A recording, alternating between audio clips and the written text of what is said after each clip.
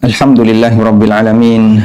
Wassalatu wassalamu ala ashrafil mursalin Nabiyyina wa maulana Muhammadin wa ala alihi wa sahbihi ajma'in. Wa ashhadu an la ilaha illallah wahdahu la syarikalah.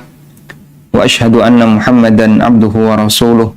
Salawatu Rabbi wa salamu alaihi wa ala alihi wa ashabihi wa man sara ala nahjihi wa stanna bisunnatihi ila yaumiddin. Alhamdulillah, puji syukur kita haturkan kehadirat Allah Subhanahu wa ta'ala. Dialah zat yang memberikan kita kemudahan untuk melaksanakan berbagai macam ibadah dan ketaatan. Dan Allah Subhanahu wa ta'ala memerintahkan kepada kita agar seusai melakukan sebuah ketaatan, maka kita sambung dengan ibadah berikutnya. Sebagaimana yang Allah firmankan, فَإِذَا فَرَغْتَ فَانْصَبْ. Fa'idha faragta, apabila kamu sudah selesai melakukan ibadah, fansab, maka tetaplah istiqamah, tancapkan dirimu untuk terus melakukan ibadah. Sehingga kita bisa lihat bahwa setiap amal ibadah yang wajib yang ada dalam syariat kita diiringi oleh Allah Subhanahu wa ta'ala dengan ibadah sunnah ba'diyah atau sunnah setelahnya. Baik yang bentuknya salat maupun yang bentuknya puasa, termasuk juga yang bentuknya zakat, haji, demikian pula umroh. Sehingga setiap ibadah wajib yang ada dalam syariat kita diiringi oleh Allah Subhanahu wa ta'ala dengan ibadah sunnah.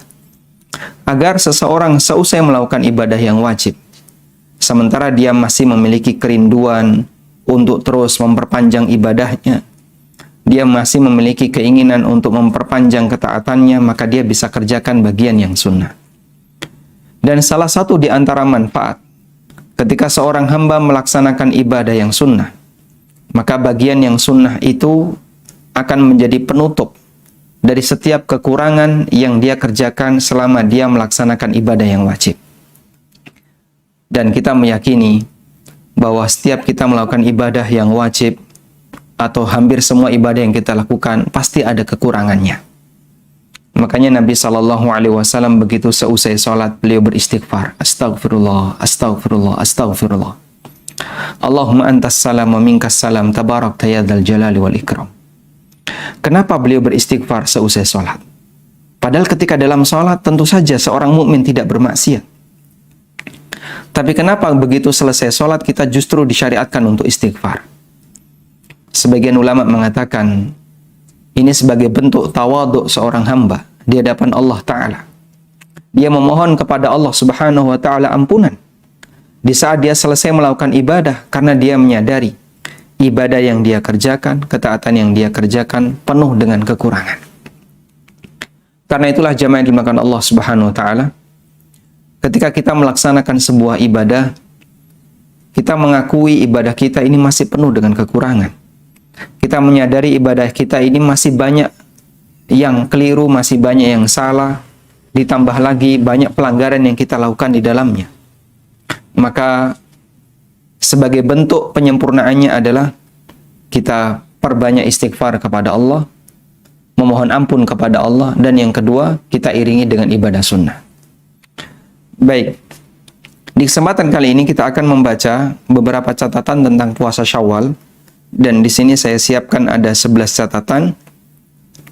Yang ini saya simpulkan dari sebuah tulisan yang diunggah oleh Syekh Dr. Abdul Aziz Ar-Rais hafizahullah ta'ala, berjudul Ashru Masail fi Shaumi Sitti min Syawal. 11 catatan tentang puasa 6 hari di bulan Syawal. Kita akan baca 11 catatan itu. Seperti biasa saya akan gunakan share konten agar bisa lebih maksimal. Jamaah dimakan Allah Subhanahu wa ta'ala. Yang pertama adalah kita berbicara tentang hukumnya. Dasar mengenai keberadaan puasa Syawal adalah hadis dari Abu Ayyub Al-Ansari radhiyallahu anhu. Rasulullah sallallahu alaihi wasallam bersabda, "Man shama Ramadhana summa atba'ahu shittan min Syawal kana kasiyamid dahr." Barang siapa yang berpuasa Ramadan, kemudian dia ikuti dengan berpuasa 6 hari di bulan Syawal, kana kasiyamid dahr, maka dia mendapatkan pahala sebagaimana puasa setahun. Hadis riwayat Ahmad, Muslim, Tirmidzi dan yang lainnya. Wa jaa fil mawsu'ah fiqhiyah, disebutkan dalam ensiklopedia fikih tentang hukum puasa Syawal, ulama beda pendapat. Jumhur ulama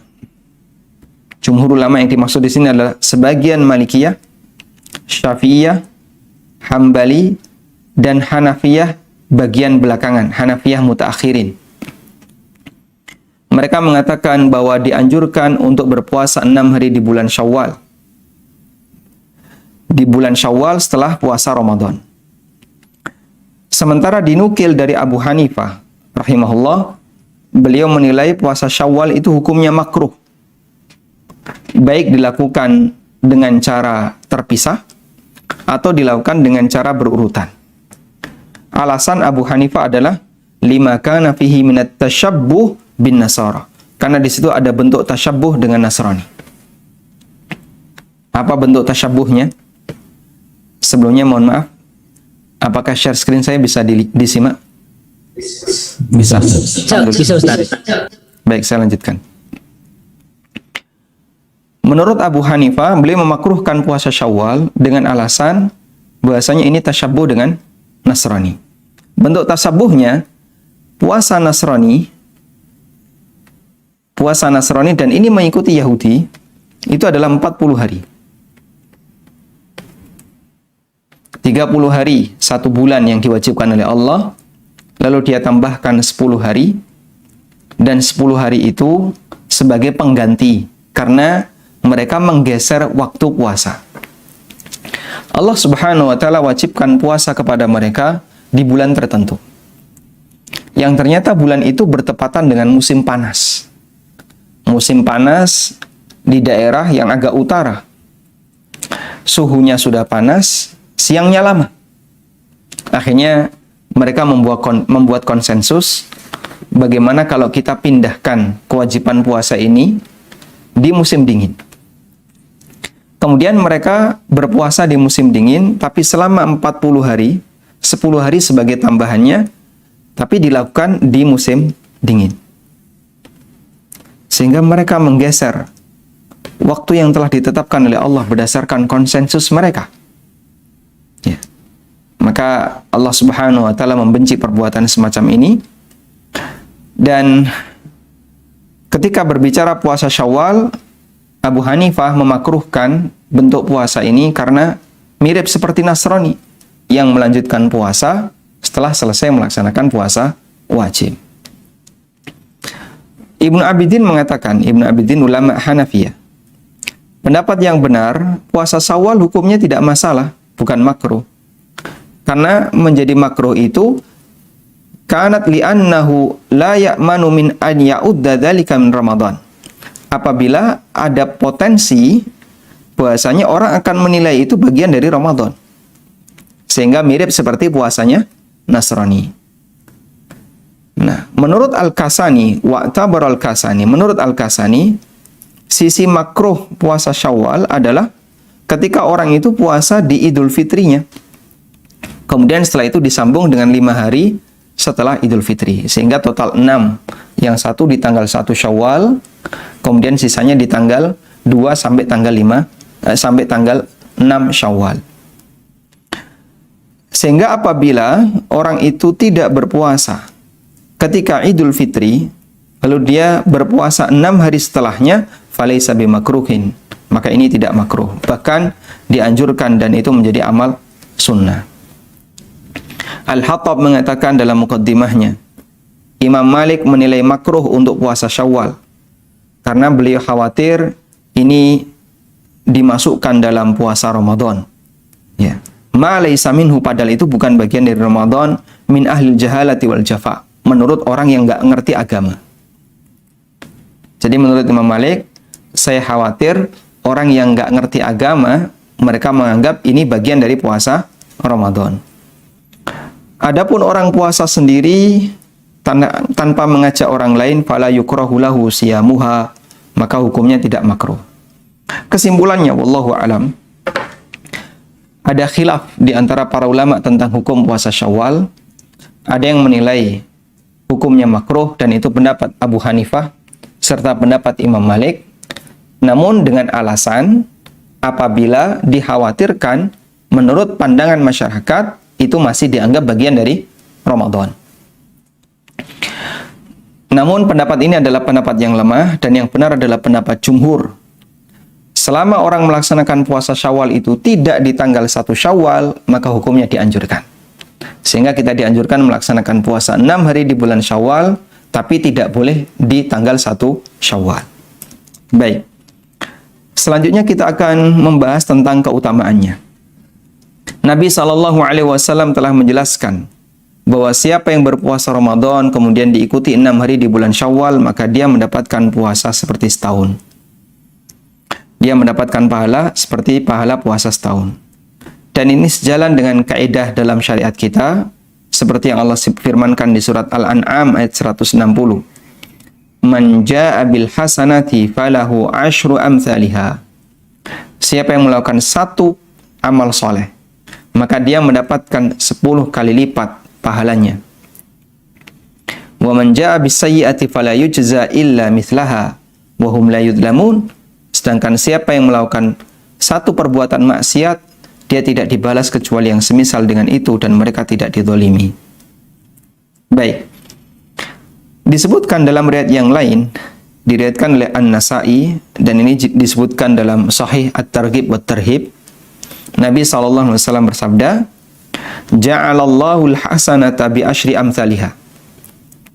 Allah menjadikan satu amal soleh itu mendapatkan pahala 10 kali lipat. Fasyahrun bi asyrati asyhur. Maka 1 bulan Ramadan itu nilainya sama dengan 10 bulan. Wasiyamu sittin, sedangkan puasa 6 hari. Wasiyamu sittati ayyamin, sedangkan puasa 6 hari. Tamamas sanati, sebagai pelengkap 1 tahun. Sehingga 6 hari sama dengan 2 bulan. Jadilah 12 bulan. Baik. Kemudian ada keterangan dari An-Nawawi rahimahullah. Qala al-ulama, kata beliau ulama mengatakan berpuasa 6 hari di bulan Syawal setelah puasa Ramadan mendapatkan pahala sebagaimana puasa setahun, karena setiap amal soleh dilipatkan 10 kali, sehingga Ramadan seperti 10 bulan dan 6 hari seperti 2 bulan.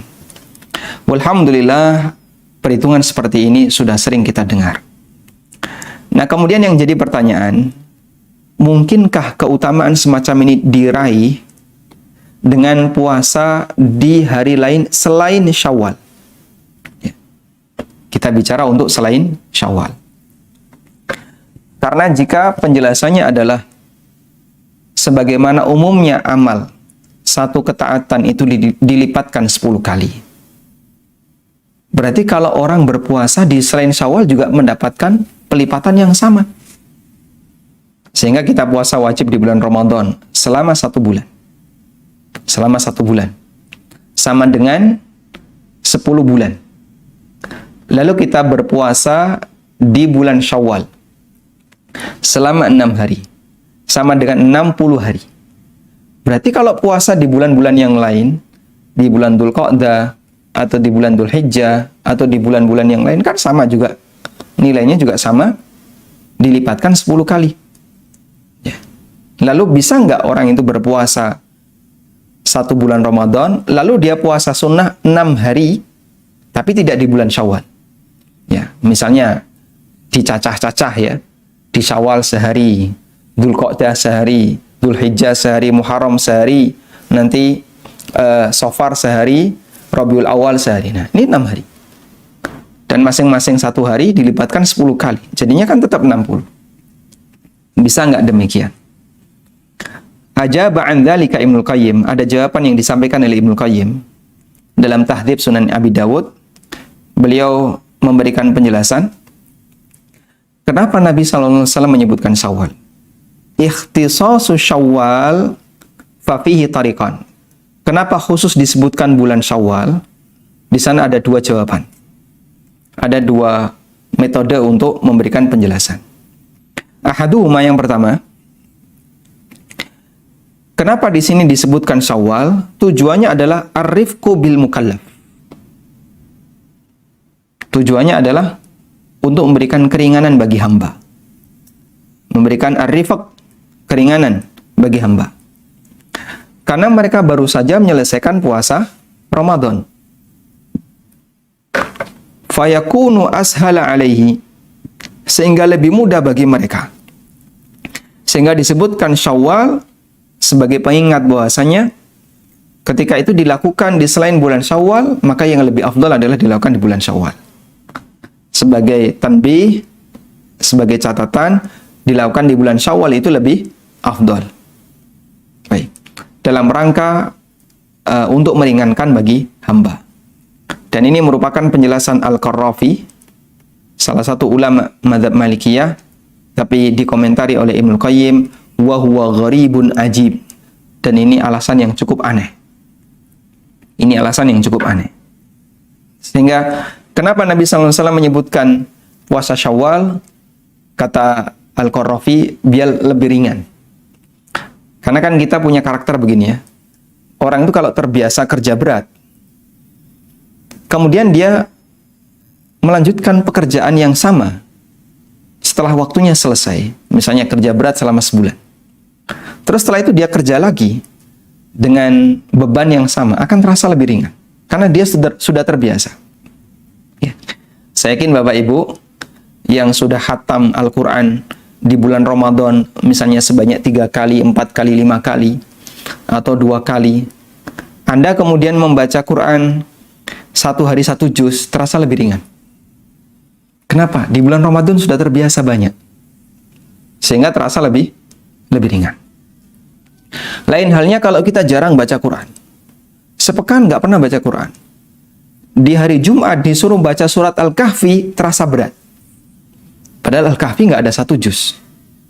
Kenapa? Jarang dia baca Quran. Seperti itu pula kalau orang jarang berpuasa sunnah, tiba-tiba dia diminta untuk puasa 6 hari dalam waktu 1 bulan. Akan terasa lebih berat. Maka akan lebih ringan kalau kemudian nyambung. Dari kerja berat, kemudian setelah itu dia melaksanakan puasa 6 hari di bulan Syawal, akan terasa lebih ringan. Ini penjelasan Al-Qarrafi. Baik. Kemudian At-Tariqus Tsani, penjelasan yang kedua, annal maqsuda bihi, bahwasanya tujuan kenapa di situ disyariatkan untuk berpuasa di bulan Syawal adalah al-mubadaratu bil amal, agar orang segera melakukan amal. Memanfaatkan kesempatan karena khawatir akan hilang kesempatan itu. Sebagaimana yang Allah firmankan, fastabiqul khairat, berlombalah kamu dalam melakukan kebaikan. Allah juga berfirman, wasari'u ila maghfiratin min rabbikum, bersegeralah untuk mendapatkan ampunan dari Rabb kalian. Dan alasan ini disampaikan oleh sekelompok ulama Syafi'iyah dan yang lainnya. Mereka mengatakan, wala yalzam ayyu'ta hadzal fadl, sehingga orang tidak akan bisa mendapatkan keutamaan ini bagi siapa yang berpuasa 6 hari di selain bulan Syawal. Karena tujuan untuk bersegera dalam beramal dan al-musara'ah, bersegera dalam beramal yang dicintai oleh Allah, itu tidak dia lakukan. Sehingga kalau dia puasa Ramadan, lalu puasa 6 harinya di bulan Dzulqa'dah atau Dzulhijjah atau Muharram, maka berarti dia tidak melakukan kegiatan bersegera dalam beramal. Qalu, mereka mengatakan, dan dohir hadis ma'ahadzal qaul, dohir hadis mendukung pendapat yang kedua ini. Kemudian kata Ibnu Qayyim, wala raiba, dan kita yakin bahwa kita tidak mungkin menyepelekan penyebutan Syawal dalam hadis ini. Karena kalau kemudian keutamaan itu bisa diraih di bulan yang lain, lam yakun lidzikrihi faidah. Berarti penyebutan Nabi sallallahu alaihi wasallam bulan Syawal nggak ada manfaatnya. Terus apa manfaatnya Nabi sallallahu alaihi wasallam mengatakan lalu diikuti 6 hari di bulan Syawal? Kalau memang puasa di selain bulan Syawal mendapatkan pahala yang sama. Baik. Sehingga menurut pendapat yang kedua, kenapa kita disyariatkan untuk berpuasa 6 hari di bulan Syawal? Tujuannya adalah bersegera dalam melakukan amal soleh. Sehingga mendapatkan pahala seperti pahala puasa setahun, itu adalah khusus bagi mereka yang melaksanakan puasa sebulan di bulan Ramadan dan 6 hari di bulan Syawal, tidak berlaku di bulan yang lain. Kemudian Ibnu Qayyim mengutip keterangan yang lain. Waqala akharun, ulama yang lain mengatakan, kenapa kita disyariatkan puasa 6 hari di bulan Syawal? Karena ketika kita berpuasa Ramadan, bisa dipastikan kita akan melakukan kekurangan. Banyak tindakan taksir wa tafrid, perbuatan yang itu mengurangi kualitas puasa kita, mengurangi bagian-bagian yang wajib dalam puasa Syawal. Maka nudiba ila shaumi sittati ayyamin min Syawal. Maka dianjurkan bagi kita untuk berpuasa 6 hari di bulan Syawal, jabiratun lahu, sebagai penutup kekurangan yang kita lakukan di bulan Ramadan. Sebagai penutup setiap khalal, setiap celah yang terjadi disebabkan karena kita kurang ketika berpuasa di sepanjang bulan Ramadan. Sehingga puasa 6 hari ini statusnya sebagaimana sholat sunnah yang fungsinya adalah sebagai penutup dari kekurangan dan penyempurna dari kekurangan yang kita lakukan ketika kita melaksanakan puasa wajib. Disinilah akan semakin nampak apa manfaat kita disyariatkan untuk berpuasa di bulan Syawal. Wallahu a'lam. Baik, ini sebagaimana muqaddimah yang tadi kita sampaikan. Sehingga para ulama mengatakan bahwa berpuasa di bulan Syawal itu seperti kita melakukan sholat ba'diyah. Dan puasa Ramadan itu diapit dengan 2 puasa sunnah. Pertama, puasa Sya'ban sebagai qobliyah, dan yang kedua puasa Syawal sebagai ba'diyah. Sebagaimana sholat, ada qobliyah dan ada ba'diyah. Yang itu fungsinya adalah sebagai penutup dari setiap kekurangan yang kita lakukan sepanjang kita melaksanakan ibadah yang wajib. Selanjutnya kita beralih ke catatan yang keempat, tentang hikmah puasa Syawal. Yang saya maksud dengan hikmah di sini adalah, kalau kita bicara hikmah, maka maksudnya adalah manfaat tambahan selain pahala yang didapatkan. Sehingga apa hikmah sholat? Jawabannya adalah manfaat tambahan yang diperoleh oleh seseorang ketika dia melaksanakan sholat. Itu definisi hikmah.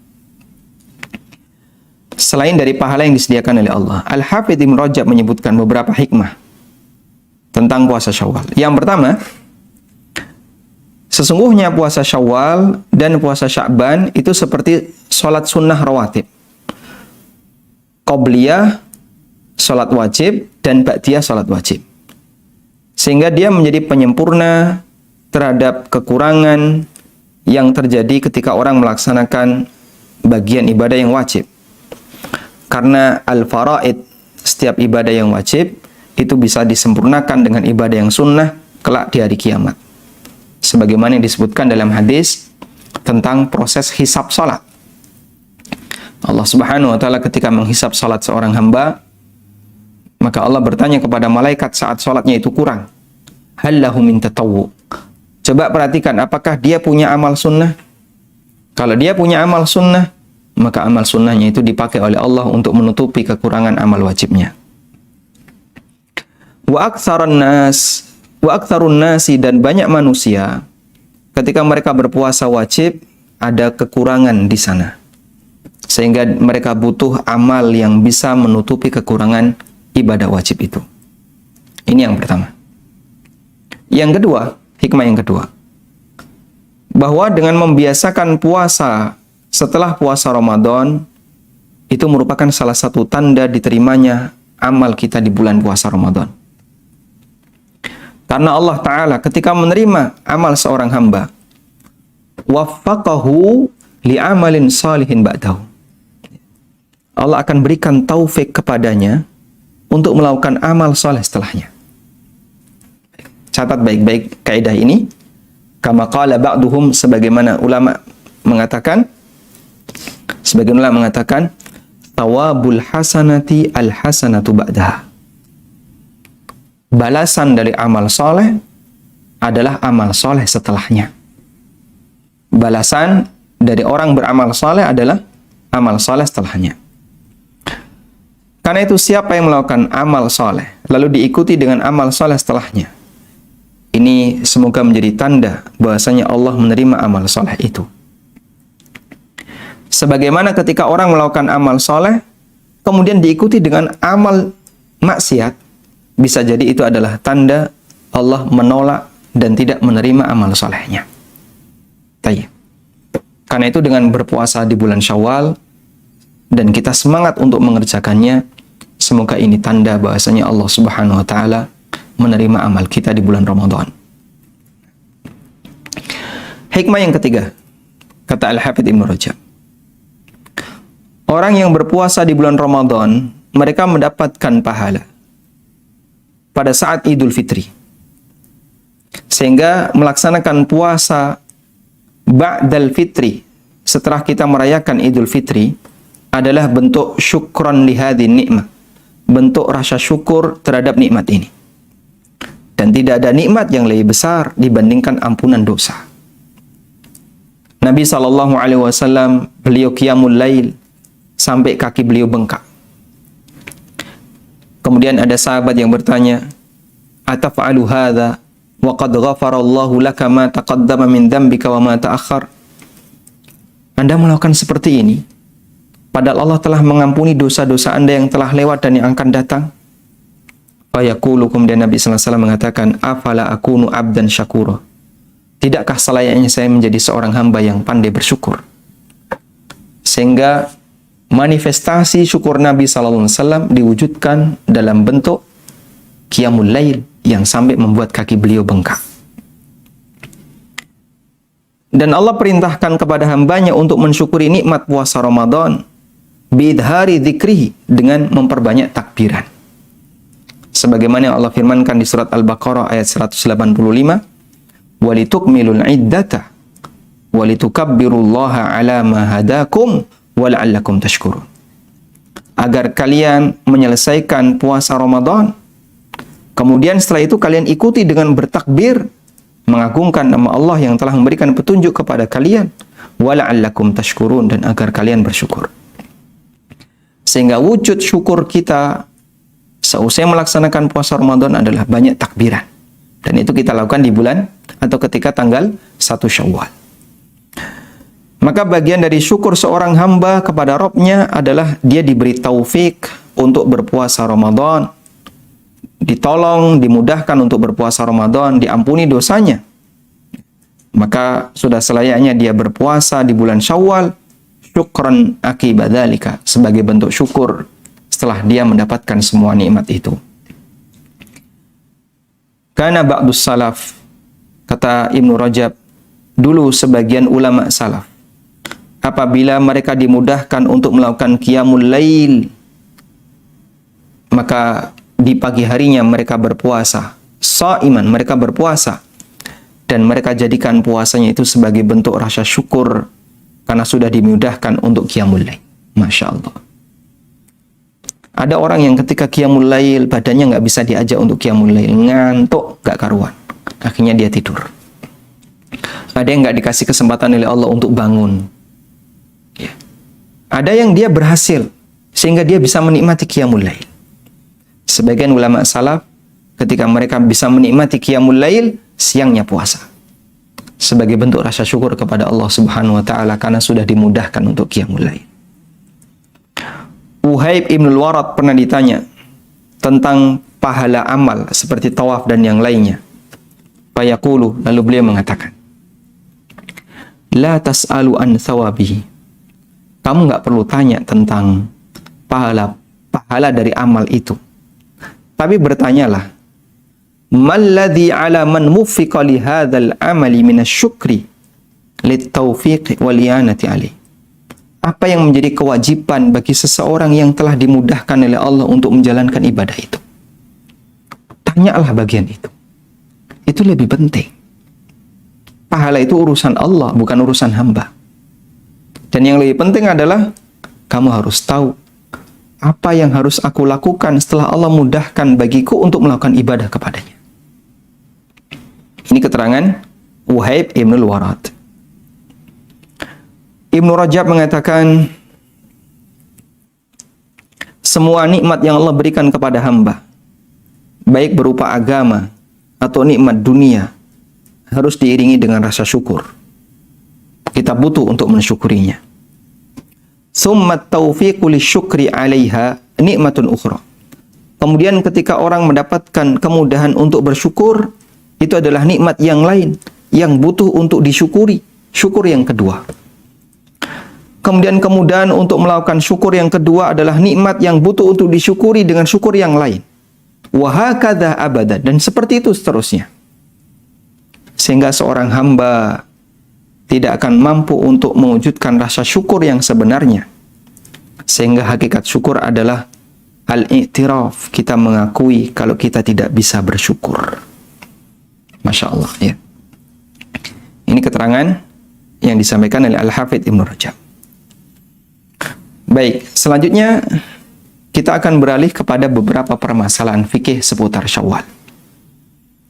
Yang pertama, puasa Syawal bolehkah dilakukan sebelum qada Ramadan? Bagi Anda yang punya utang puasa di bulan Ramadan dan belum diqada, bolehkah mendahulukan puasa sunnah Syawal sebelum qada? Ulama berbeda pendapat mengenai hukum puasa sunnah sebelum menyelesaikan qada Ramadan. Ada dua pendapat. Pendapat yang pertama, hukumnya boleh berpuasa sunnah sebelum qada Ramadan. Dan ini pendapat jumhur ulama. Meskipun ada sebagian yang mengatakan boleh secara mutlak, ada yang mengatakan boleh tapi makruh. Hanafiyah mengatakan boleh berpuasa sunnah sebelum qada Ramadan, karena qada tidak harus disegerakan. Namun kewajiban qada itu adalah wajib muwassa, wajib yang longgar. Sebagaimana Aisyah radhiyallahu anha, beliau mengqada di bulan Sya'ban. Dan ini juga pendapat Imam Ahmad dalam salah satu riwayat. Menurut Malikiyah dan Syafi'iyah, mereka mengatakan boleh tapi makruh. Boleh tapi makruh. Boleh puasa sunnah sebelum qada Ramadan, tapi statusnya makruh. Karena berarti dia menyibukkan diri dengan yang sunnah, padahal dia punya kewajiban untuk mengqada yang dia tunda. Baik. Asani, pendapat yang kedua, haram untuk berpuasa sunnah sebelum menyelesaikan qada Ramadan. Dan ini al-madhab, pendapat yang resmi dalam madhab Hambali. Dan pendapat yang kuat dari dua pendapat di atas adalah boleh, karena waktu qada itu longgar, muwassa, sehingga pendapat yang mengatakan tidak boleh dan tidak sah butuh dalil, sementara tidak ada dalil yang mendukung mereka yang lebih kuat. Dan kita juga punya dalil yang kuat, yaitu praktek Aisyah radhiyallahu anha. Beliau menunda qada Ramadan sampai bulan Sya'ban, 1 bulan sebelum Ramadan. Baik. Sehingga bolehkah puasa Syawal sebelum qada Ramadan? Jawabannya boleh. Di sini kita cuma mendapatkan kesimpulan boleh.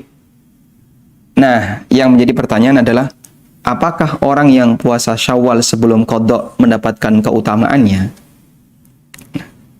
Ada dua pendapat ulama. Pendapat pertama mengatakan, keutamaan puasa Syawal tidak didapatkan kecuali bagi mereka yang menyelesaikan qada Ramadan. Dan mereka berdalil dengan sabda Nabi SAW dalam hadis di atas, siapa yang berpuasa Ramadan kemudian dia ikuti 6 hari di bulan Syawal, maka seperti puasa setahun. Dan wa innama yatahaqqaqu wasfu siyami Ramadan, dan berlaku bisa disebut telah berpuasa Ramadan jika dia sudah menyempurnakan puasa sebulan. Sehingga bagi yang punya utang belum disebut puasa Ramadan. Di sini saya kutipkan keterangan ulama Syafi'iyah Al-Haytami dan ulama Hambali Ibnu Muflih. Al-Haytami dalam Tuhfatul Muhtaj mengatakan, li'annaha ma'asiyami Ramadan ay jami'aha wa illa lam yahsul al-fadla al-ati wa in aftara li udrin. Ketika orang itu memiliki puasa Ramadan qada, kemudian dia berpuasa Syawal, maka dia tidak mendapatkan keutamaan yang disebutkan dalam puasa itu. Ya. Ibnu Muflih juga mengatakan, yutawajjahu tahsilu fadilatiha liman shamaha wa qada Ramadan. Ya. Dipahami, orang yang bisa mendapatkan keutamaan berlaku bagi mereka yang berpuasa Syawal dan dia sudah menyelesaikan qada Ramadan yang dia dulu tidak lakukan karena udzur. Dia tidak berpuasa Ramadan karena udzur. Sehingga bagi mereka yang berpuasa Syawal sementara dia belum qada, maka puasanya sah. Namun dia tidak mendapatkan keutamaan berpuasa selama setahun. Kemudian pendapat yang kedua mengatakan dia tetap mendapatkan keutamaan puasa 6 hari di bulan Syawal. Ya. Meskipun dia punya utang puasa Ramadan. Karena dia utang puasa Ramadan disebabkan udzur. Dan orang yang tidak berpuasa di bulan Ramadan disebabkan udzur, berarti dia masih bisa disebut telah menyelesaikan puasa Ramadan. Tapi pendapat ini adalah pendapat yang lemah. Dan yang lebih mendekati adalah pendapat di atas bahwa siapa yang berpuasa Syawal padahal dia belum menyelesaikan puasa Ramadan, maka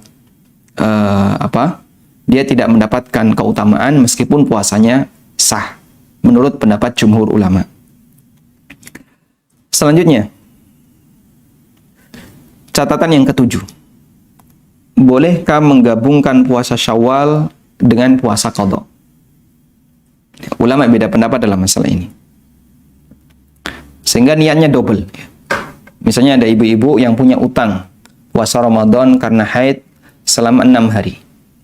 Di bulan Syawal sekalian qada 6 hari plus niat Syawal. Pendapat pertama tidak boleh. Tidak boleh menggabungkan niat puasa qada dengan puasa sunnah yang lainnya. Sebagaimana tidak boleh menggabungkan niat puasa Ramadan dengan puasa sunnah lainnya. Selama 1 bulan Ramadan, kita melewati Senin Kemis berapa kali? Banyak kali ya. Ya, kurang lebih 8 Senin Kemis. Ya, Senin pertama, Kemis pertama, Senin kedua, Kemis kedua. Kurang lebih 8 hari. Boleh nggak, Pak? Kita puasa Ramadan plus niat Senin Kemis. Kan itu melewati Senin Kemis. Jawabannya tidak boleh. Kenapa? Ramadan fokus Ramadan. Anda jangan niatkan dengan puasa sunnah yang lain. Maka seperti itu pula qada. Ketika ada qada, maka jangan dinebeng dengan puasa sunnah yang lain. Baik. Dan ini sebagaimana yang difatwakan dalam Fatwa Syabakah Islamiyah. Orang yang punya kewajiban qada Ramadan atau puasa kafarah atau yang lainnya, maka tidak boleh digabung dengan puasa sunnah dalam satu niat. Karena masing-masing puasa wajib dan puasa sunnah adalah ibadah tersendiri yang berdiri sendiri, sehingga tidak bisa digabungkan dengan yang lain. Ya. Wala tandariju tahtaha. Ya. Dan itu bukan turunannya. Karena itu tidak sah untuk menggabungkan puasa wajib dengan puasa sunnah dalam satu ibadah. Baik. Ini pendapat yang pertama. Pendapat yang kedua. Boleh menggabungkan niat puasa sunnah dan niat puasa wajib selama puasa sunnah itu tidak memiliki kaitan. Mohon dicatat ini ya. Tidak memiliki kaitan dengan puasa wajib. Sehingga puasa sunnah itu ada yang punya kaitan dengan puasa wajib, ada yang tidak punya kaitan. Yang punya kaitan contohnya apa? Syawal. Makanya Nabi SAW mengatakan, siapa yang puasa Ramadan, lalu diikuti 6 hari di bulan Syawal. Berarti dia punya kaitan dengan puasa Ramadan. Dan ini pendapat Imam Ibnu Utsaimin. Tapi kalau puasa sunnahnya nggak punya kaitan, seperti puasa Arafah, puasa Asyura, Senin, Kemis, dan yang lainnya, maka dia boleh digabung dengan puasa wajib, puasa qadha. Beliau mengatakan, siapa yang puasa Arafah atau Asyura dan dia punya qadha Ramadan, lalu dia berpuasa qadha dengan bertepatan dengan Arafah dan Asyura, sah, fasyamuhu sahih, puasanya sah. Namun kalau dia niatkan untuk berpuasa di hari itu untuk qadha Ramadan, hasalalahul ajran, dia mendapatkan 2 pahala. Pahala puasa Arafah dan pahala puasa Asyura, di samping juga pahala puasa qadha. Kata beliau, ini berlaku untuk puasa sunnah mutlak yang tidak ada kaitannya dengan Ramadan.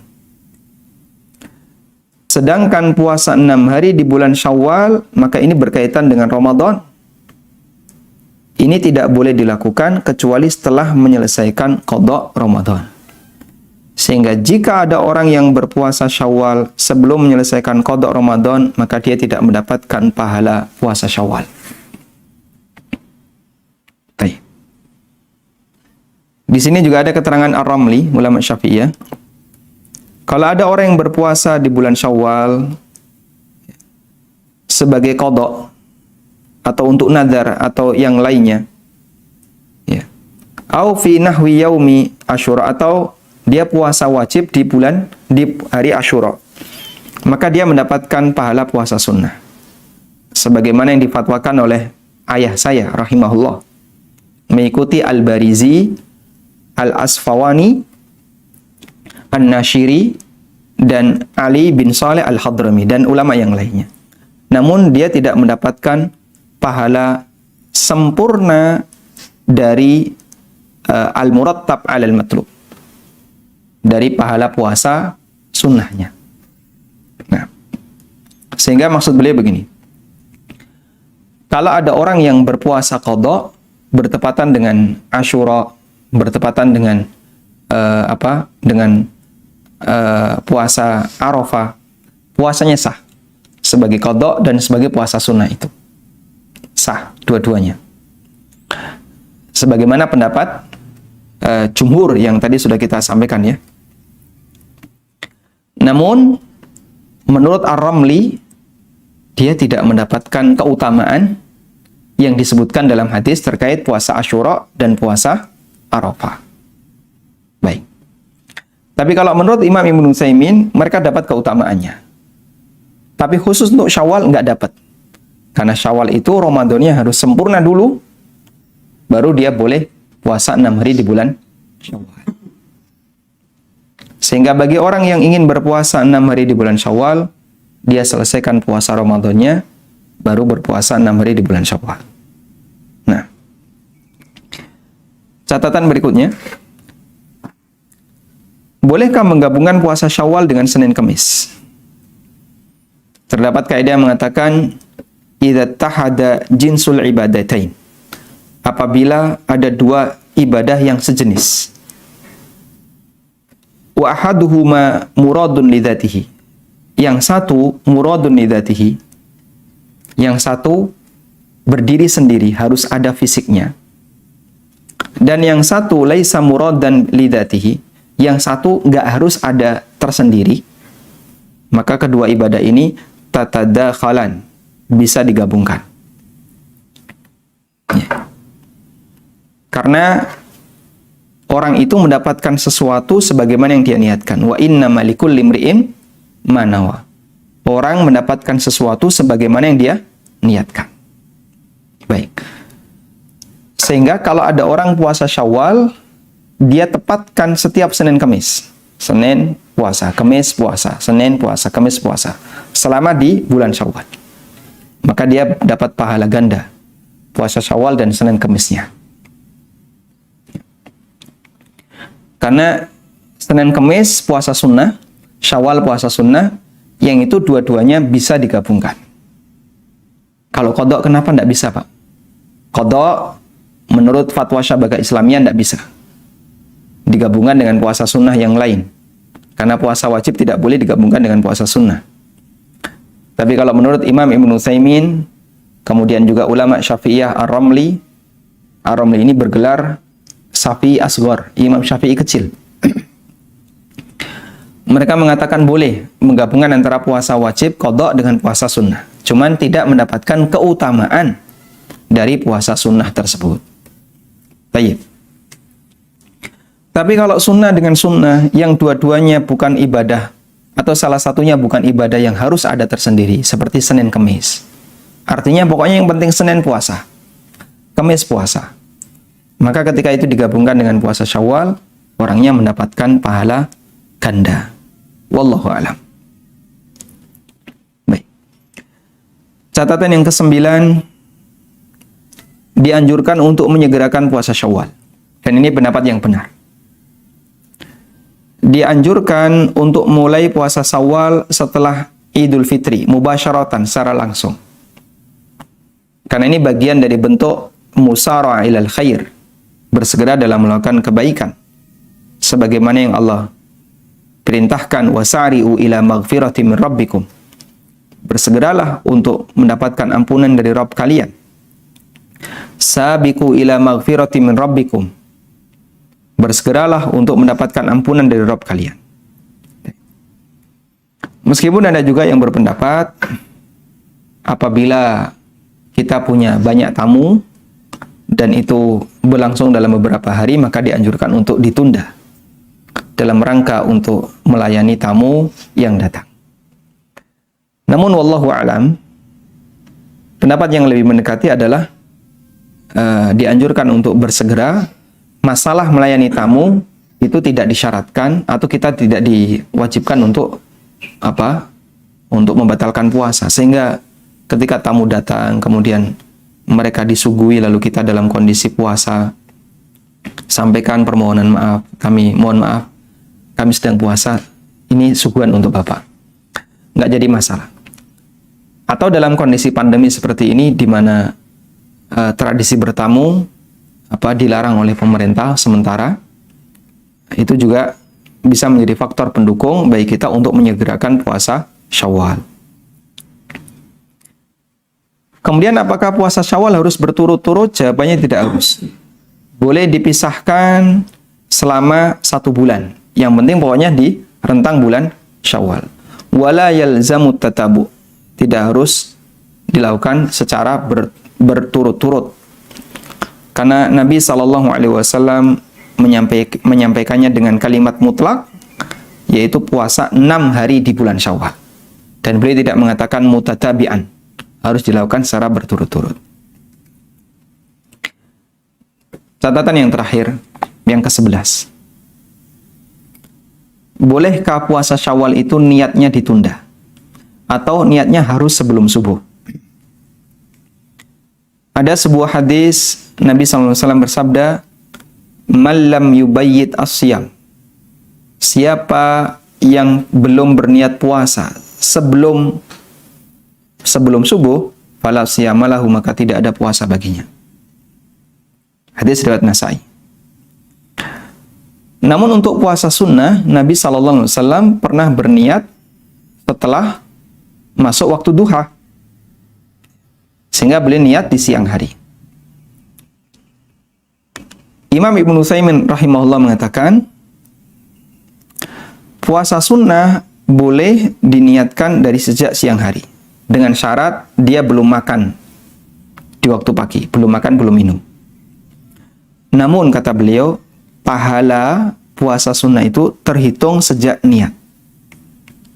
Berdasarkan sabda Nabi SAW, innamal a'malu binniyat. Maka dia tidak makan, tidak minum sebelum niat. Misalnya, subuh belum makan, belum minum, sampai jam 9, belum makan, belum minum. Dan dia belum punya niat puasa. Fala yuktabu lahu ajruhu. Belum terhitung telah mendapatkan pahala puasa. Sementara setelah niat, maka dicatat pahala puasa untuknya. Baik. Dari catatan ini beliau mengatakan, bagaimana kalau orang itu puasa Syawal niatnya siang hari? Wahina idin naqul, karena itu kita sampaikan untuk penanya, lam tahsul ala thawabi ajri siyamis sitt. Jika dia niat puasa 6 hari di bulan Syawal itu siang hari, maka dia tidak mendapatkan pahala puasa 6 hari. Karena Anda belum berpuasa selama 6 hari penuh. Ya. Seperti itu pula untuk orang yang puasa Arafah. Sehingga kalau dia puasa Arafah niatnya siang hari, dia tidak dianggap telah puasa sehari penuh di hari Arafah. Tapi untuk puasa sunnah mutlak, maka sah dan dia mendapatkan pahala sejak dia niat. Sehingga di sini beliau menyampaikan puasa sunnah itu ada 2 ya. Ada puasa sunnah mutlak, maka ini niat siang hari tidak masalah. Ya. Ini niat siang hari tidak masalah. Yang kedua adalah puasa sunnah karena sebab. Puasa sunnah tertentu. Maka ini harus penuh sehari. Penuh selama sehari. Sehingga niat harus sebelum subuh. Sebelum subuh harus punya niat. Sebagaimana puasa wajib. Dan puasa Syawal masuk di sini. Dia punya sebab yang disebut oleh Nabi SAW sebagai puasa hari tertentu. Syawal, Arafah, Asyura. Maka itu puasa tertentu, puasa punya sebab, dia harus diniatkan sejak sebelum subuh. Wallahu ta'ala alam, demikian yang bisa kita sampaikan. Semoga bermanfaat. Wassallallahu ala nabiyyina Muhammadin wa ala alihi wa sahbihi wasallam. Baik, jazakallahu khairan Ustaz untuk materinya yang sangat jelas dan bermanfaat Ustaz. Alhamdulillah, insyaallah bagi seluruh sahabat benar baik bisa memahami hukum, keutamaan dan hikmah dari puasa Syawal. Baik Ustaz, saya rasa kita akan langsung masuk ke dalam sesi tanya jawab. Kita sudah banyak. Kita sampai jam 5.15 ya. Baik Ustaz. Baik. Ya, sebenarnya pertanyaan sudah banyak sekali Pak Ustaz. Namun ketika Pak Ustaz membahas satu persatu fikih dan beberapa pertanyaan sudah terjawab. Namun ada beberapa pertanyaan yang mungkin masih memerlukan penjelasan lebih lanjut. Pertanyaan pertama Pak Ustaz dari Ikhwan. Assalamualaikum Ustaz, terima kasih atas materi yang sangat bermanfaat. Izin bertanya, bila puasa itu adalah syariat umat terdahulu, mengapa saat ini kita tidak melihat umat Nasrani secara umum melakukan puasa? Jazakallahu khairan Ustaz. Waalaikumsalam warahmatullahi. Pertama, kita tidak punya kepentingan dengan orang Nasrani dalam kaitannya dengan ibadah mereka. Sehingga kalau mereka melakukan pelanggaran dan seterusnya, kenapa kok mereka melakukan pelanggaran itu? Yaitu urusan mereka. Dan banyak sekali perintah Allah yang dulu berlaku bagi para nabi sebelumnya, yang ternyata itu tidak diikuti oleh para pengikutnya. Sehingga mereka yang mengaku pengikutnya Musa, mereka yang mengaku pengikutnya Nabi Isa alaihissalatu wassalam, mereka tidak komitmen dengan apa yang diajarkan oleh para nabi itu. Karena banyak pelanggaran yang terjadi pada diri mereka. Kemudian yang kedua, kita sebagai muslim tidak tahu banyak dengan praktek yang mereka lakukan. Sehingga kenapa kita tidak melihat orang Nasrani berpuasa? Wallahu a'lam, bisa jadi mereka berpuasa, tapi kita tidak tahu. Dan saya sendiri juga nggak ngerti. Kita misalnya sama-sama tidak punya pengalaman menjadi Nasrani. Sehingga kita tidak tahu pengikut gereja Advent itu amaliyahnya apa saja. Pengikut gereja amaliyahnya apa saja. Kita kan tidak ngerti. Aliran Nasrani Ortodok itu amaliyahnya apa saja, kita tidak ngerti. Bisa jadi mereka melakukan ibadah A, B, C, tapi kita tidak tahu. Karena itu, betul bahasanya puasa itu diwajibkan oleh Allah kepada umat-umat sebelum kita. Tapi kenapa kok orang di zaman sekarang mereka tidak melakukannya, tidak melakukan puasa dan seterusnya? Ya, wallahu alam, bisa jadi karena itu adalah karena penyimpangan yang mereka lakukan. Mereka tidak komitmen dengan ajaran yang sudah disampaikan oleh para pendahulunya. Atau yang kedua, sebenarnya mereka melakukannya, cuman kita tidak ngerti. Dan saya sendiri tidak tahu apakah mereka berpuasa atau tidak. Wallahu a'lam. Baik, Ustaz. Kita akan lanjut ke dalam ke pertanyaan berikutnya, Ustaz. Ini ada pertanyaan dari ahwat kita. Assalamualaikum warahmatullahi wabarakatuh, Ustaz. Mau menanyakan, seandainya kita menjalankan ibadah puasa Syawal tapi dimulai dari hari Ahad, apakah boleh, Ustaz? Jazakallahu khairan, Ustaz. Waalaikumsalam warahmatullahi wabarakatuh. Tidak ada yang saya ketahui, ya, tidak ada larangan khusus untuk puasa di hari Ahad. Kalau yang ada, dan itu menjadi perbedaan pendapat ulama, adalah larangan berpuasa di hari Sabtu. Ulama khilaf tentang puasa di hari Sabtu. Kalau di hari Jumat, hadisnya jelas, Nabi SAW berpuasa di hari Jumat saja, sendirian. Ada salah satu istri Nabi SAW yang berpuasa di hari Jumat. Nabi SAW ketika pagi hari ketemu beliau, ditanya, apakah kamu puasa kemarin? Jawab sahabat ini, jawab istri beliau ini, tidak. Sehingga Kamis kemarin beliau tidak puasa. Lalu Nabi SAW bertanya lagi, apakah besok kamu punya rencana untuk puasa? Jawab istri beliau, tidak. Kemudian Nabi SAW mengatakan, fa'aftiri. Kalau begitu, batalkan puasamu. Sehingga beliau melarang berpuasa di hari Jumat sendirian. Untuk puasa di hari Sabtu, Nabi SAW melarangnya. Namun ulama khilaf mengenai sisi keabsahan hadis ini. Ada yang menilai hadisnya sahih, dan ada yang menilai hadisnya syadz, hadisnya dhaif, syadz. Dan jumhur menilai hadisnya syadz. Meskipun ada yang menilai sahih, dan pendapat yang menilai sahih adalah pendapat Syekh Albani rahimahullah. Sehingga Syekh Albani mengatakan tidak boleh puasa sunnah apapun di hari Sabtu, sekalipun bertepatan dengan Asyura, bertepatan dengan Arafah. Sehingga kalau puasa Syawal, Anda harus menghindari hari Sabtu, menurut pendapat Syekh Albani. Tapi jumhur ulama mengatakan boleh berpuasa di hari Sabtu. Sedangkan hadis yang menyebutkan tentang larangan berpuasa di hari Sabtu adalah hadis yang syadz, hadis yang nyeleneh gitu. Dan hadis syadz termasuk salah satu di antara hadis yang dhaif.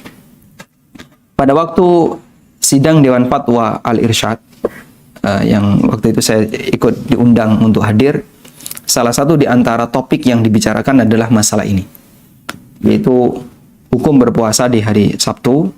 Kemudian ada dua sisi pertimbangan di situ. Pertama, pertimbangan dari sisi ilmu riwayah, yaitu membahas tentang keabsahan hadisnya. Kemudian di situ dipaparkan mengenai keabsahan hadisnya ada khilaf antara ulama A dan ulama B. Dan khilaf itu terjadi di antara para ahli hadis, bukan antara ahli hadis dengan ahli fikih. Kemudian yang kedua adalah dari sisi ilmu dirayah, kesimpulan fiqhiyah, yang jumhur ulama, bahkan jamaahir ulama mengatakan bahwa puasa di hari Sabtu hukumnya diperbolehkan. Dengan dalil tadi, Nabi SAW ketika bertanya kepada istri beliau yang puasa di hari Jumat, atau sumi ghadan, apakah kamu akan berpuasa besok? Kemudian sang istri mengatakan tidak. Jawab Nabi SAW, fa'aftir, kalau begitu batalkan puasamu. Berarti boleh berpuasa di hari setelah Jumat, itu apa? Sabtu. Boleh berpuasa di hari Sabtu. Baik. Sementara untuk Ahad tidak ada hadis yang melarang secara khusus, sehingga boleh saja orang berpuasa Syawal dimulai Ahad maupun hari-hari yang lain. Wallahu a'lam. Baik, Ustaz. Jazakallahu khairan. Kita masih ada pertanyaan lagi, Ustaz, ini dari peserta ahwat kita. Assalamualaikum warahmatullahi wabarakatuh, Ustaz. Izin bertanya, bolehkah puasa Qadha dan Syawalnya diselingi? Misalnya sehari puasa Qadha, besoknya puasa Syawal, kemudian seterusnya Qadha lagi, dan sampai tercukupi jumlahnya. Mohon pencerahannya, Ustaz. Jazakallahu khairan. Waalaikumsalam warahmatullahi. Tadi sudah kita sampaikan keterangan yang disampaikan oleh Imam Ibnu Utsaimin rahimahullah. Dan kalau kita komitmen dengan pendapat beliau, berarti yang harus diselesaikan adalah qadha dulu, agar kita bisa mendapatkan keutamaan puasa Syawal seperti puasa setahun.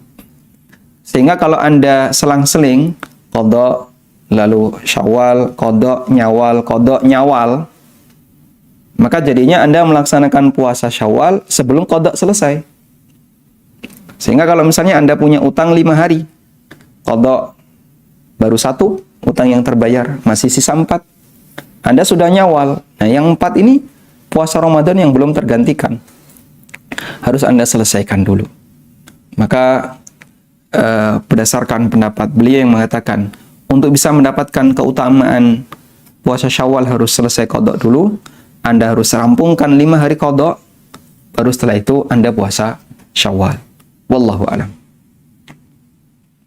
Nah, Ustaz, baik. Kita mungkin lanjut ke pertanyaan berikutnya, Ustaz. Dari peserta Ikhwan kita, Ustaz. Assalamualaikum, Ustaz. Izin bertanya. Bolehkah menggabungkan 3 niat puasa sekaligus? Misalnya puasa Syawal, Senin Kamis, dan puasa Ayyamul Bid. Terima kasih, Ustaz. Mohon pencerahannya.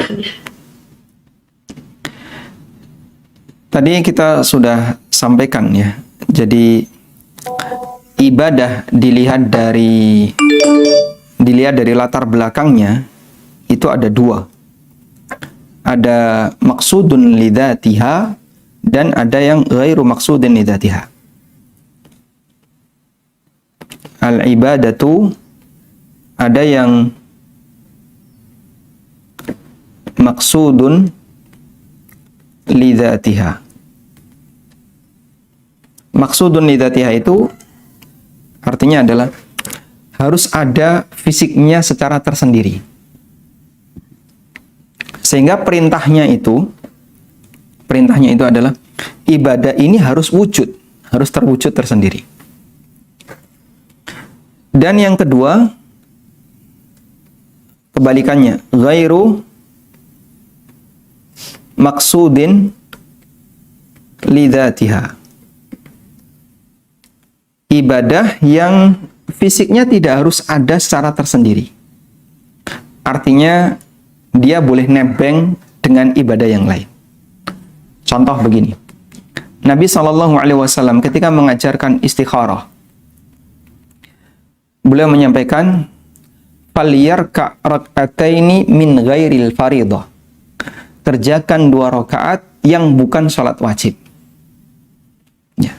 Ketika beliau mengajarkan istikharah, kerjakan 2 rakaat yang bukan salat wajib. Berarti apa artinya?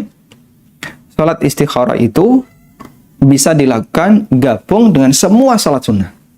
Yang penting pokoknya 2 rakaat yang bukan salat wajib. Sehingga tahiyatul masjid sambil istikharah bisa nggak? Bisa. Salat rawatib, qobliyah atau ba'diyah sambil istikharah bisa nggak? Bisa. Yang penting pokoknya 2 rakaat selain yang wajib. Itulah yang dimaksud ibadah yang dia ghairu maksud lidzatiha. Sehingga tujuannya bukan ada fisik ibadah itu, yang penting pokoknya adalah kamu mengerjakan yang seperti itu. Terserah mau gabung dengan apapun, terserah. Ya. Ibaratnya begini ya. Pokoknya bapak makan, gitu ya. Pokoknya makan. Makan apa? Ya terserah pokoknya makan. Mau makan siang, mau sarapan, makan siang, makan malam, yang penting pokoknya makan. Itu berarti ghairu maksudin lidzatiha. Anda minum obat setelah makan. Makan apa, Pak? Ya pokoknya makan. Beda dengan gini. Ini syaratnya satu, Pak ya. Minum obat harus setelah makan malam. Berarti kalau dia minum obat setelah sarapan, memenuhi kriteria nggak? Oh jangan. Nanti bisa meledak obatnya. Yang boleh itu makan obat ini setelah makan malam. Nah, itu baru tidak meledak. Ya. Sehingga kalau ada orang yang minum obat setelah makan siang, nggak fungsi itu obat. Maka seperti itu pula. Ada ibadah yang pokoknya kamu lakukan 2 rakaat gitu aja. Nah, contoh yang lain adalah tahiyatul masjid. Rasulullah SAW mengatakan, "Idza dakhala ahadukumul masjid, fala yajlis hatta yarka'a rak'atain." Kalau kamu masuk masjid, jangan duduk sampai sholat 2 rakaat. Sholat 2 rakaat ini apa? Ya, terserah. Yang penting kan jangan duduk sampai sholat 2 rakaat. Sehingga dia ketika masuk masjid, qobliyah. Qobliyah kan 2 rakaat. Plus sekaligus tahiyatul masjid. Bisa.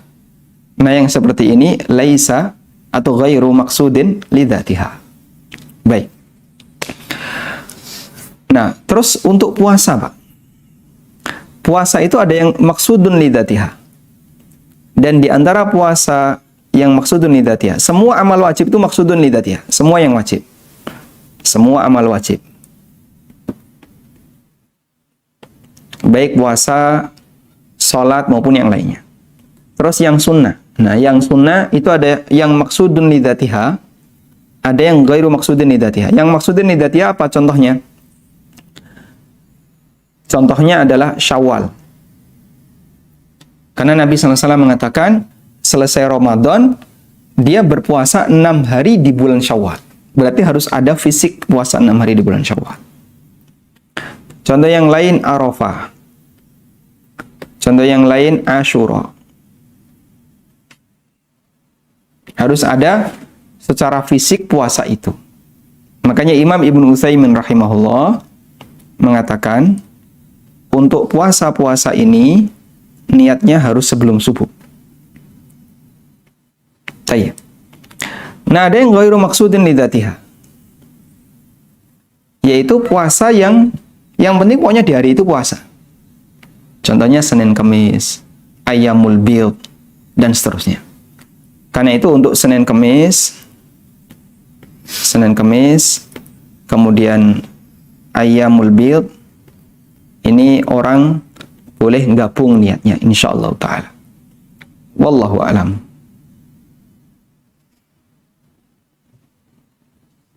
Baik Ustaz. Baik, mungkin satu pertanyaan lagi Ustaz ya, sebelum kita... Ya, silakan, Mbak. Ini pertanyaan terakhir Ustaz, ini dari ikhwan kita juga. Assalamualaikum Ustaz. Bolehkah pahala puasa Syawal diniatkan untuk orang tua yang sudah meninggal Ustaz? Jazakallahu khairan Ustaz. Waalaikumsalam warahmatullah. Nabi SAW bersabda, "Man mata wa alaihi saum, sama anhu waliyuhu." Siapa yang mati dan dia meninggalkan puasa wajib, maka dipuasakan oleh walinya. Dan itu berlaku untuk orang yang mati meninggalkan puasa wajib. Sehingga orang bisa mempuasakan orang lain, puasa atas nama orang lain, ketika dia punya utang puasa wajib. Tayyib. Nah, apakah ini berlaku untuk puasa sunnah? Wallahu a'lam, berarti ini bentuknya adalah dia menghadiahkan pahala puasa sunnahnya untuk yang sudah meninggal dunia. Nah, kemudian apakah mendapatkan keutamaan itu? Mendapatkan keutamaan sebagaimana disebutkan dalam hadis itu berlaku jika dia melakukan rangkaian, yaitu puasa Ramadan 1 bulan, lalu diikuti 6 hari bulan Syawal. Nah, itu orang yang sudah meninggal apakah puasa Ramadan juga? Oh iya, kemarin beliau puasa Ramadan. Sehingga beliau meninggal tepat di tanggal 1 Syawal. Ya. Ada salah satu dosen saya, ya, dosen pembimbing, yang beliau meninggal di tanggal 2 Syawal, ya, Pak Tri Agung Rahmat itu. Meninggal di tanggal 2 Syawal. Sebelumnya sehat-sehat saja, tidak ada indikator apapun. Beliau puasa sebulan penuh, kemudian di tanggal 2 Syawal beliau meninggal dunia. Rahimahullah rahmatan wasi'ah. Kemudian bisa nggak kita berpuasa Syawal atas nama beliau? Kembali kepada khilaf yang terjadi di antara para ulama, bolehkah kita menghadiahkan pahala amal untuk selain yang disebutkan dalam hadis? Yang disebutkan dalam hadis itu sedekah, kemudian umroh, haji, kemudian puasa wajib, orang yang punya puasa wajib, dan dia mati dalam kondisi punya utang puasa. Nah, untuk selain itu apakah bisa? Ada khilaf di antara ulama, Dan wallahu a'lam, kalau kita mengikuti pendapat Hambali dan juga pendapat Hanafiyah dalam masalah ini, mereka mengatakan bisa. Sehingga pahala amal itu bisa dihadiahkan kepada mayit, maka juga berlaku dalam hal ini insyaallah menurut pendapat mereka. Tapi kalau kita komitmen dengan pendapat Syafi'iyah dan Malikiyah yang mengatakan tidak bisa dan tidak sah, maka praktek seperti ini tidak bisa dan tidak diperbolehkan. Wallahu a'lam. Hai Ustaz. Baik, alhamdulillah kita sudah sampai pada penghujung acara pada sore hari ini. Kami mengucapkan mohon maaf kepada sahabat-sahabat Darul masih mengirimkan pertanyaan yang sebenarnya bagus-bagus sekali, namun karena keterbatasan waktu kita harus akhiri. Terima kasih kami sampaikan kepada Ustadz Aminur Baiz atas materi kajian yang sangat bermanfaat. Terima kasih juga kepada seluruh Bapak Ibu sahabat Ilmu Darmais yang sudah mengikuti kajian sahabat Ilmu Darmais. Insya Allah nanti kita akan ketemu kembali di kajian-kajian lainnya. Kami ingatkan kembali bahwa kajian pada sore hari ini dan semua kajian sahabat Ilmu Darmais dapat kembali disimak di YouTube channel sahabat Ilmu Darmais dan podcast sahabat Ilmu Darmais. Insya Allah bermanfaat. Mohon maaf bila ada kesalahan dalam kata maupun perbuatan selama kajian. Kita akan tutup kajian kita pada sore hari ini dengan mengucapkan doa kafaratul majelis. Subhanallahumma wa bihamdihi asyhadu alla ilaha illa anta astaghfiruka wa atubu ilaik. Terima kasih. Assalamualaikum warahmatullahi wabarakatuh. Waalaikumsalam warahmatullahi wabarakatuh.